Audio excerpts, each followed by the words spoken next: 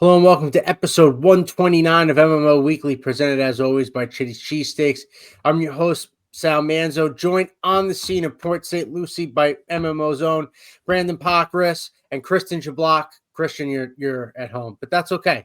A third of us right now are on the scene of Port St. Lucie. That's what matters. Somebody's there. But obviously, pitchers and catchers reported. Baseball's here and getting here in full swing, I believe. Full squad reports a couple days after Valentine's Day. So we're here. It's exciting. It's nice to see, warm weather, sunny video, while being in New York. So, it's great. But Brandyn, I just kind of want to get your thoughts. We were talking before. You've watched like a lot of the on-field workouts while you've been there. That's a lot of what you've been commenting on. You talked about it, a bunch of things that I found interesting. So why don't you kind of just give us a breakdown here? A lot of really new faces in camp. Obviously, feels like half the roster is new, if not more. So, why don't you give us the lowdown here from Port St. Lucie? Yeah, especially with a team like the Mets that had a lot of roster turnover, you want to see the foundation being laid, right? You want to see the guys taking those steps toward, having a good season this year, really building upon and learning from some of the mistakes and the bad things that happened, especially down the stretch last year. I think big thing that's really stood out to me is everyone seems really focused. And obviously, it's the first week. Things can change, things can develop. But like, for example, yesterday, seeing the way Nolan McLean was attacking his bullpen, right? In the sense of specifically working on how to attack left-handed batters. That's something that's going to be very important for McLean in the coming weeks and months as we head into spring training games and he heads into the World Baseball Classic. And, the Mets need him down the stretch of the season, right? Another guy that really stands out to me is Jonah Tong. Tong has been throwing bullpens every day. He threw his actual bullpen yesterday, but he's been getting mound work in every single day. It looks like he's working on a lot of his feel and his touch with his pitches. And that's going to be something that's important for the Mets too, right? They need a guy like Tong to step up and to really take that next step as an arm, especially as one that was heralded as one of the best in the system. And that goes up and down.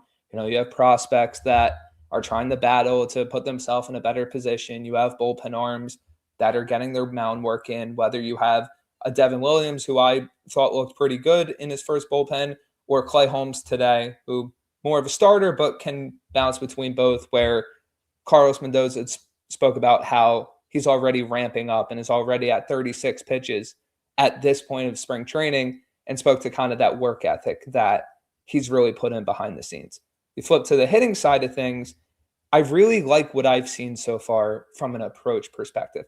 Once again, we're early, a lot's going to change, a lot's going to develop. We don't know how it's going to look on opening day yet. But these Mets hitters have been very aggressive early in counts, and it's good to see them trying to really implement that early in camp, really going after fastballs and pitches in the zone early in the count and really getting that mentality of attacking pitches and attacking pitches in their zone, whether that be a Carson Bench on the backfield against a Christian Scott yesterday, or Jorge Polanco doing so today, and also showing an ability to fight back late in the count and really work a count and then still put good contact on the ball. He showed both sides of that, whether it be a Bo Bichette, who, after looking and taking a lot of pitches in an at-bat, his second one against Freddie Peralta puts one out to opposite field. Like, it's seeing those things very early on when position players don't even necessarily have to be here yet. That's the stuff you want to see getting laid as the foundation, right? Because this is baseball. There's going to be highs. There's going to be lows. There's going to be things that, pop up over the course of a spring training, let alone an entire 162 game season. So seeing how the Mets, whether it be the pitchers or the position players, how they're approaching things right now, I think is the coolest thing to see, because that foundation, how you approach it from day one, is going to have a huge impact on the rest of the season in my eyes. Yeah, and you talk about a huge impact. That was the good The bad is obviously Francisco Lindor is getting surgery on his left hamate bone in his hand. He's going to miss 6 weeks. Right now they're somewhat maybe hopeful he can be ready for opening day. I personally doubt that with the injury that it is. It's a real power zapper from what we've seen. Really tough injury to play through to get back your strength. So it's a big blow for the Mets, who was the third ranked shortstop in the top 10 now, I believe. Second or third ranked, in baseball. So that's a big blow to start camp. I feel like that's every year with the Mets. That always happens. Some big injury always kind of starts camp under the radar. And we'll see how that lingers. But Christian, I just kind of want to get your thoughts on the Lindor news to start the everything off. Yeah. Yeah, it's obviously not how he wanted to start this, big season for him, big season for the team. And it kind of explains the whole WBC thing too, because imagine if that happened while he was playing in a game, and that gets even worse. So I think it's honestly, there is the silver lining of this is the fact that they got ahead of it. And again, he could have been playing through a whole season with a bad hand that could have really hampered him in both the field and with the bat. He had the elbow issue, which he got handled earlier in the offseason. So there's a lot of things going on with Lindor. I think it's going to be interesting to see how long it takes for him to get that power back, because there's been a lot of talk about Alvarez, who had a similar injury last year, how long it took him to really find it, which was after a handful of games, he finally found that power stroke again. So we'll see. It's obviously not what they wanted. It's going to be difficult to see, if he's ready for opening day. It's going to be really close. But hopefully, as a switch hitter, a guy who's, been around with a while, I hope that, it's something that he can, quickly recover from. Yeah, Brandon, go ahead. Yeah, I think when it comes to Lindor and this injury, whether it be David Stearns or whether it be manager Carlos Mendoza, they both expressed optimism that he's going to be ready by opening day. They talked about how, whether it be Stearns saying that the recovery is usually 6 weeks, they have 6 weeks till opening day. Whether it be Mendoza expressing confidence in Lindor's ability to recover, and that if you were to bet on anyone recovering in a fast manner, it would be Lindor. And he, ran down the list of the injuries Lindor has played through, whether it be, the lower body or the upper body, and specifically mentioned the back injury, talking about how Lindor could barely walk and how he still played through that. Another interesting part that Mendoza mentioned was that Lindor has been battling through this type of injury for a few years, where it would flare up and then it would go away, and it would flare up again and then it would go away. And he emphasized how Lindor came to them this time and basically was like, hey, this has been bothering me. And they were concerned that it was so early on that they went forward with everything. The surgery happens, and now they're going through that recovery. He's still going to be in camp conditioning. They want to keep him moving around, not just keeping him off his feet that way. Other parts of his game are ready to roll. But the other big thing that Mendoza talked about, and I think this is the biggest thing when it comes to Lindor, is it all depends on how his personal recovery goes. Every player recovers differently. You look across a wide variety of sports, injuries affect everyone differently. For example, an ACL injury can affect one player differently than the next, right? How a guy comes back from Tommy John, specifically in this sport, in baseball, can be widely different across the spectrum.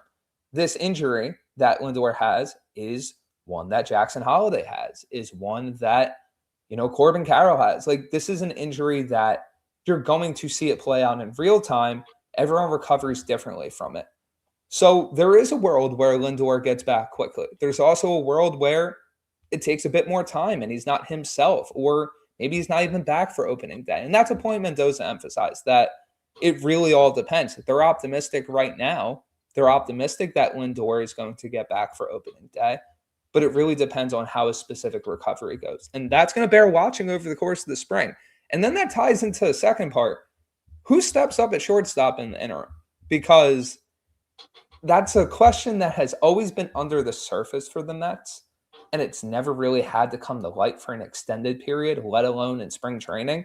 who steps up in that absence? And that's also something that's going to bear watching, not just in practices, not just in live at-bats, but how New York handles their spring training games starting next weekend.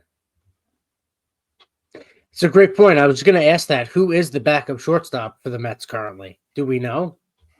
They mentioned a handful of names. They mentioned a guy like Vidal Brujan. They mentioned that Mauricio is going to be getting reps there. They mentioned that Mauricio is finally fully healthy. Mendoza talked about how, and I think Mendoza and Stearns both talked about how, Mauricio wasn't fully healthy, and now he is, and that he's going to be within that rotation. They mentioned Arroyo, mentioned a few other guys that they have in spring training.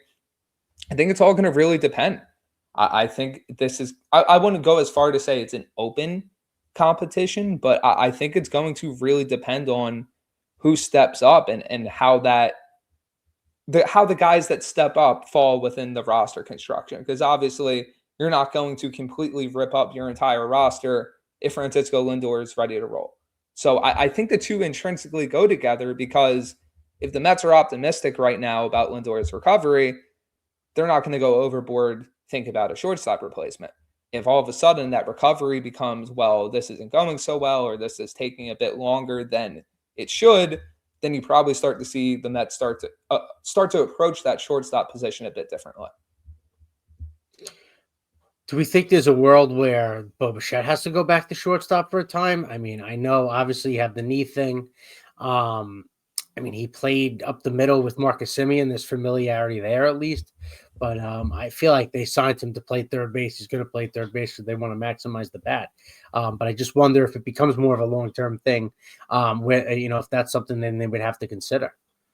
I think there's a world, maybe let's say a scenario where Lindor has a setback, or it doesn't go right. But they've been very adamant that they want Bichette to get reps at third base, and you saw that today. Carlos Mendoza, very hands-on, working with Bichette, whether it be turning double plays or charging balls at third base, and really hammering home, as he mentioned in his press conference, that Bichette has more time to make plays at third base. The ball gets on you quicker, but he has more time. And Bichette himself talked about that in his presser. So it really seems like New York's making a concerted effort to get Bichette comfortable at third base. And I think it would really take a lot. And this is my opinion. I think it would really take a lot for them to move him off third base back to shortstop. Yeah, I agree. I think it would require him to have a setback, and this to be a thing where, hey, he's going to miss a couple months, not just, a couple weeks. I think that's what it would take, because again, he's playing a position, or attempting to play a position he's never played before. So it's going to take time. It's going to take reps focused on just third base alone to, get to a level where he feels comfortable in a big league game. So I think if it were up to me, I would say he continues to play third base and they figure it out by committee at shortstop. But again, if Lindor has a setback, I think that certainly changes the conversation. Yeah, hopefully not, right? Hopefully it's – go ahead. No, I was going to say 100%. I completely agree with you, Christian. I think you're going to see a rotating door at shortstop in the interim, trying to figure out who that quote-unquote best backup or best short-term fill-in is at the position. And, if there's a setback where Lindor is out an extended period, I think that's the minimum it would take for Bichette to even have a chance to move back to shortstop. Yeah. No, agreed there. And talking about position changes, Juan Soto's moving across the outfield. I know that was talked about. He's going from right to left. I don't exactly know why. I forget if they say it's more for Juan for comfortability, or something to do with eventually Carson Bench. Maybe they feel like he's better, plays better in right long term. But Soto's played corner outfield his whole career, whether it's right or left. He's played both pretty good amount. So he'll be playing left field this year. He finished the second best right fielder in the sport. So now he moved over to the left. He'll probably be, one of the top 2 or 3 there now as well. Brandon, did you see Soto? Is he there yet? Have you seen him taking any fly balls or anything like that, or no? I have not seen him yet. I'm very excited to see when he arrives and to see when he starts taking those reps. But to your point about the position change, it's really been emphasized from the public comments from Stearns and Mendoza that it was a collaborative decision, that Soto came to them and wanted to shift to left field, and that the Mets, took into consideration and ends up working out in their favor. Like you said, if the Carson Bench thing becomes a reality, whether it be right out of the spring or very shortly after the spring, right field's a position he has played a good chunk of ball at, whether it be in college or pro ball. And, if you really want to dive into it, Juan Soto being in left field, you could argue that it's probably better for him a bit long term in terms of what it requires from him athletically and the types of throws he has to make, where now, that throw to third base is a lot easier for him in some capacity than maybe right field is in maybe 2 to 3 years. Now, technically, you're going into a season where your Brandyn Nimmo replacement is Juan Soto. And now the bench thing makes a lot more sense in the sense of now you're not forcing him to play a position that he may not be comfortable at. Whereas Soto, if he's coming to Mendoza and Stearns and saying, hey, I'm comfortable doing this, I want to move to left, and it becomes a collaborative decision where it all works, it could end up being one of the better things for the Mets roster construction in the near and long-term future. Yeah, it's an interesting one because, again, he's played there before. He's obviously played there as a visiting player at Citi Field, so it's not going to be something where he's uncomfortable there. It's, for me, as a fan perspective, sitting at Citi Field, it seems like left field's a more simplistic position to play. There's a lot more ground cover in right field. There's obviously some weird bounces that can happen with the outfield alignment. I just think that makes more sense at Citi Field in particular. The other aspect of this that's interesting to me is the domino effect and how it impacts specifically Brett Baty. Now, there was all this talk about he's going to potentially play as a left fielder, be that utility guy and replace Jeff McNeil in that role. Now, is it he's going to get a lot of reps in right field to potentially be a platoon with whoever it is? If it's Carson Bench, obviously, MJ Melendez is there as well. It's just going to be interesting to see for me what the role for Baty looks like and if right field is the spot for him in a utility role. In the presser, the second name mentioned after Bench was Baty. Stearns, right after he said Carson Bench, he's like, Brett Baty is going to get work in right field. So it seems like a foregone conclusion that they are going to be getting Baty reps in the outfield and that he's going to be in play for that right field spot.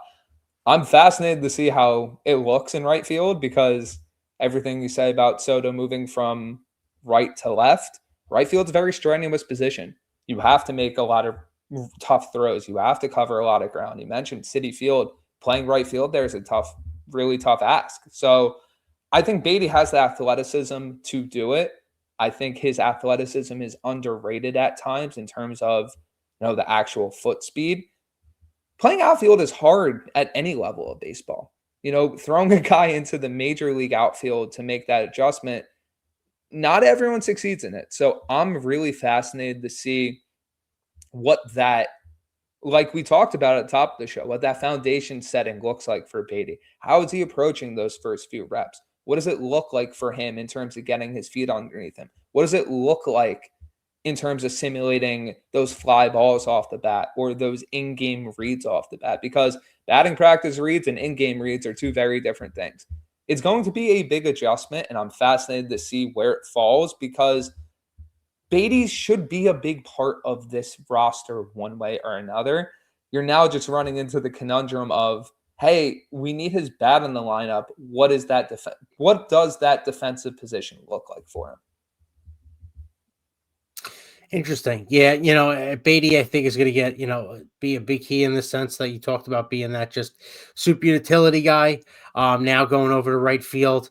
It'll be really interesting to see how they adjust and see if it affects him, offensively at all. Because like you said, you're trying to get the bat in there. So you're trying to figure out where you can kind of plug that in defensively best. So it'll be interesting, but I guess I'll move off the position player to the pitching side. I just kind of want to talk about Kodai Senga a little bit. I know he talked to reporters, just talked about his main goal this year is to stay healthy, right? Stay on the field. We know what happened last year before his injury.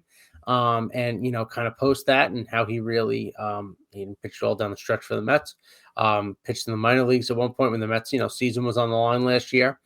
They chose to keep him down AAA. So I just want to kind of talk about the importance of Senga here. Obviously, you have Peralta, you have McLean. You don't know what you're going to get out of Minaya. So I would think somebody like we're talking about would be kind of a big kind of X factor as far as in the rotation goes now. I mean, Mendoza today said the Mets need him, they're counting on him, and they believe in him. And Mendoza also has emphasized that they need Senga healthy. Like, it's clear that the Mets know what Senga can be when he's healthy. It's clear Senga knows that he knows what he can be when he's healthy. But it's also clear that health is that main emphasis. In that same presser today, Mendoza talked about the intensity that Senga had, that he wasn't used to it. But it seems that, kind of akin to some of these other players coming into camp, Senga's locked in. He's putting in that work and trying to lay that foundation of getting ready for this season. And New York is going to need him. And it would be a huge boost to have the best version of Senga on the hill. It's going to be interesting what it looks like in live game action. It's going to be interesting to see what adjustments Senga has made, right? How does he attack hitters? What does it look like when he's facing that adversity again? Can he still dip back into what made him so successful at his best and not fall into the habits that he had once suffering those injuries, right? What does it look like over the course of a spring as that workload starts to build up? It's very easy to just, for example, his bullpen today. It looked solid. His location looked good. The velocity looked good. But we're so early into the spring that, especially for someone like Senga, now the discussion in February doesn't mean as much. It's good to see it, but it's May, June, July, how he looks. That's really going to be the key thing. And I think really closing it with the beginning part, that health is going to be so important for him, and how he takes care of himself and attacks that preparation and attacks that mindset that he needs to pitch with is going to be so important. Yeah, I agree. I think there's plenty of X factors within that rotation group. I think David Peterson is one who had a rough second half. Sean Manaea, of course, was dealing with injury, and that really hampered him in 2025. And then obviously Kodai Senga, who has pitched really well for large portions of his big league career. But as you've mentioned, he's not been able to miss injuries. It's been a constant for him. He had a sub-2 ERA before he got hurt last year. He was pitching at a fantastic level, and then one thing happens, and he was never able to recover after he returned from that injury. So I think if they can get close to the version he showed, especially in his rookie year in 23, that is such a major difference for a team that was hampered with injuries and hampered with inconsistency from the rotation. It was probably the biggest reason why they didn't make the playoffs last year. They couldn't get deep into games.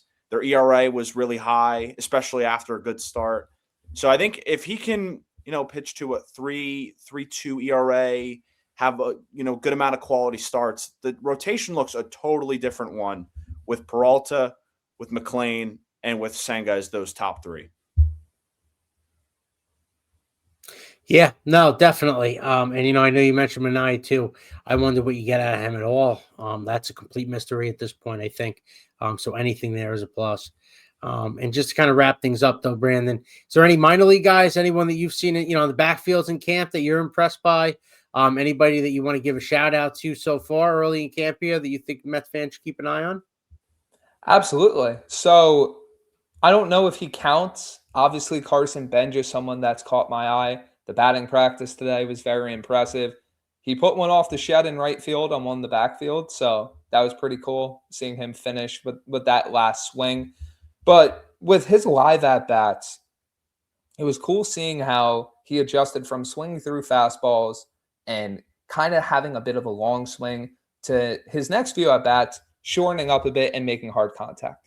To see that from a player that young and who's in that first major league camp is really good to see, especially one of those bats coming against Christian Scott, someone that was putting the fastballs by him.